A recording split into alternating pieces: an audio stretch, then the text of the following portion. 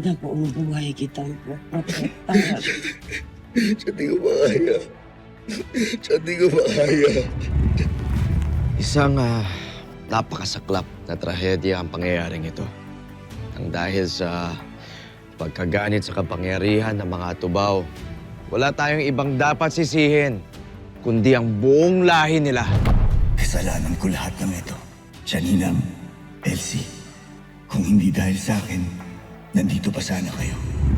Paalam, kaibigan. Kaya ko mag-isa kaya umalis ka na! Umalis ka na! Ano? Aalis ka? Walang papaalam? Hindi niyo maiintindihan kung ano nararamdaman ko. Kasi mali na sinisisi mo yung sarili mo! Sinabi lang umalis ka, di ba?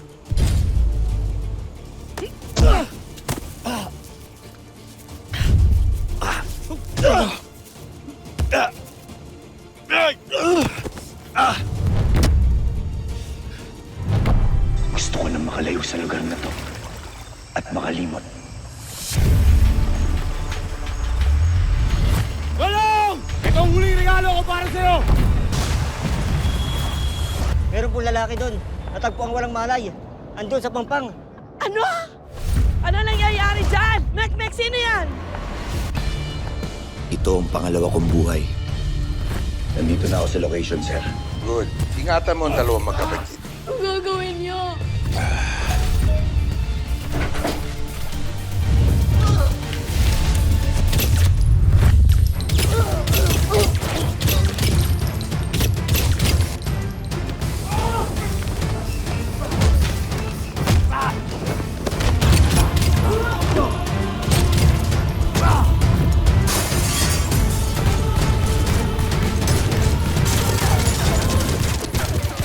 Mga bata!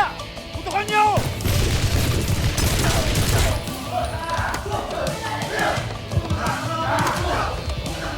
Fire exit tayo! Doon!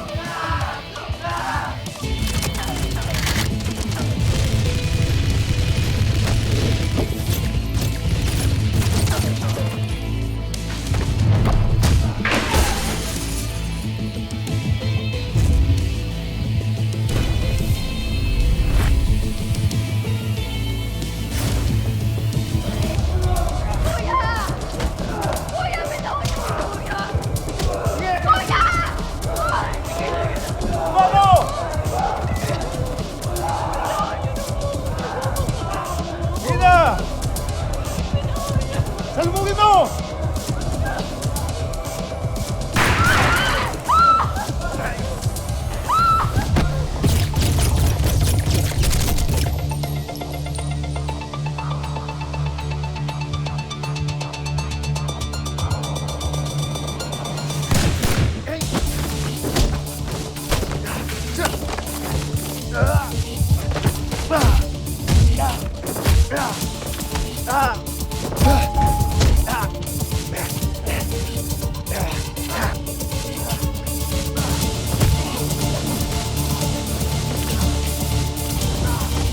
Nasaan ang ako? Di ko alam!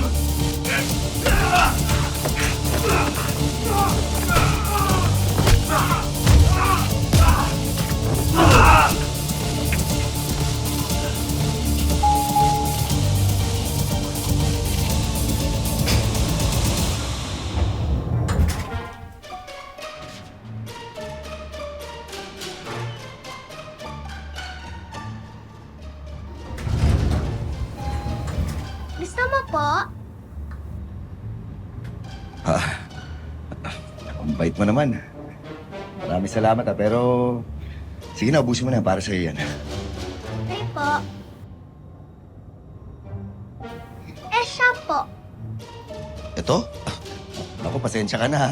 May sakit kasi ito. Tingnan mo, inuubo. Oo. Di ba? Sige na, ubusin mo na yan. Okay po.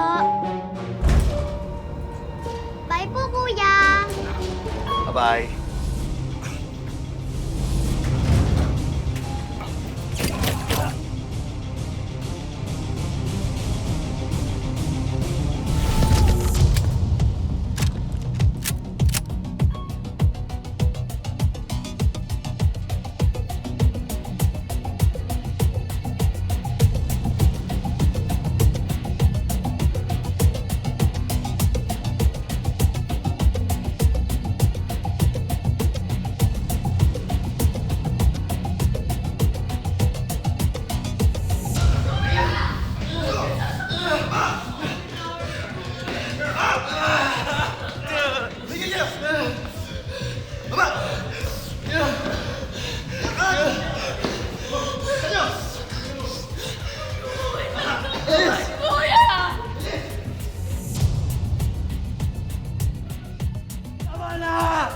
Tama na!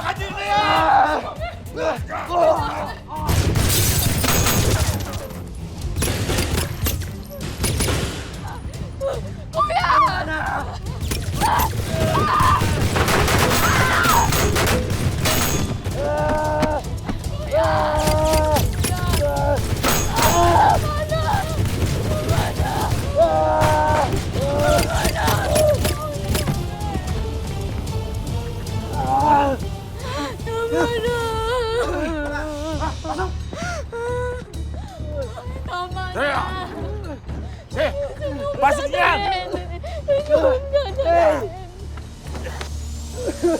Saan kayo pupunta?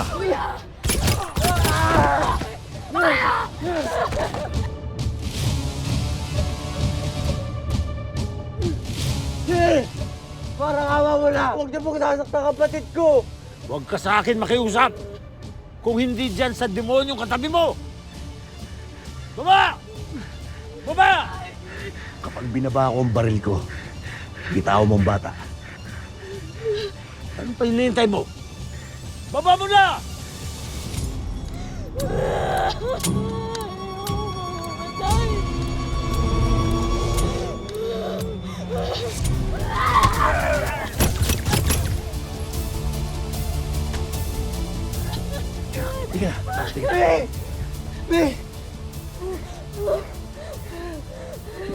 Salamat po. Salamat po, sir. Sige. Iuwi mo na kapatid mo. Kasi na mga polis, sige na, umuwi na kayo. Sir, salamat po.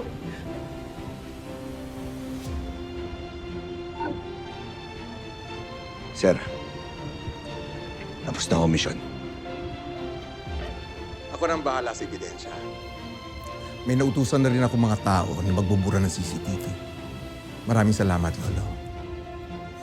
Maasahan ka talaga. Pupunta ka ba dito? Di na ako, sir. May iba pa akong trabaho.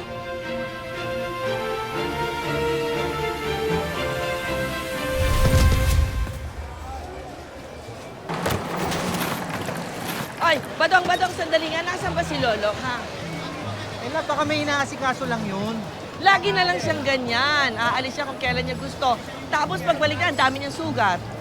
Dahil di ba ganun yun naman talaga natagpuan yun. Nung nakakita nyo yun, puro sugat na katawan nun, di ba? Alam ko, pero teka, baka mamaya marami kang alam sa kanya na hindi mo sinasabi sa akin, ha? Ano ba talaga ang ginagawa ni Lolong? Hindi ko alam. Mabuti pa, siya na lang po ang tanongin ninyo. Eh, tinatanong ko nga, di naman ako sinasagot. Alam mo ba hanggang ngayon, ang tingin ko marami pa siya itinatago sa akin. Intindihin nyo na lang yung tao. Gusto lang niya makalimot nung sa nakaraan niya. Wala naman tayo magagawa ron, kundi suportahan na lang siya, tsaka pagkatiwalaan siya, di ba? Oo nga, bait mo, ha? Mana ako sa'yo eh, mabuti pa. Sige na, mauna ka na, umuwi ka na, susunod na lang ako. Pag nakita ko si Lolong, sasabihin ko inaanap mo siya. Sige, sabihin mo. Sige, pagluluto kita ng masarap, Sige na po, hindi masusunog. Sige na, Asan mauna ba? na ako. Okay, sige. Deliver ko pa Ingat na. ka. Ingat ka pa uwi, ah! Mm-mm.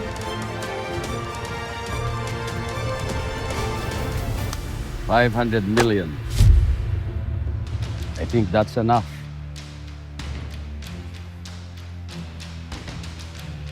Well, ikaw nang bahala, General. Retired na ako. Huwag mo na ako tawagin General. Nakasanayan lang. Sanay na rin ako sa'yo. Naalala ko tuloy nung bubisita kayo ni Rain. Saan yun? Sa...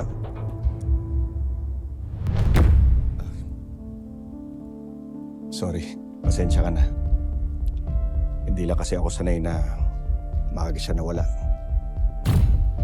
Ako hindi ko alam kung kailan ko matatanggap.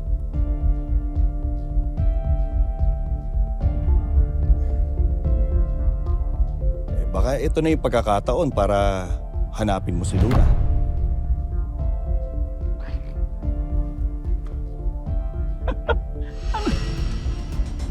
Ano nangyari? Bakit naman kailangan mapasok dito yung mga nakakadiring katubaw?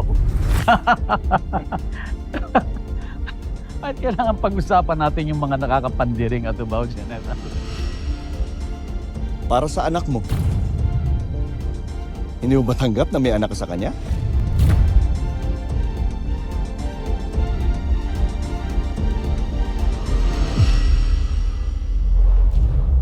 Kidding me?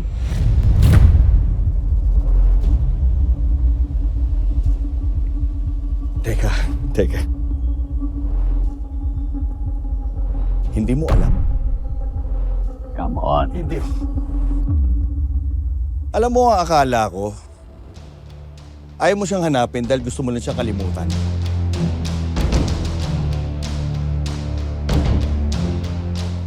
May anak ako sa Atubao.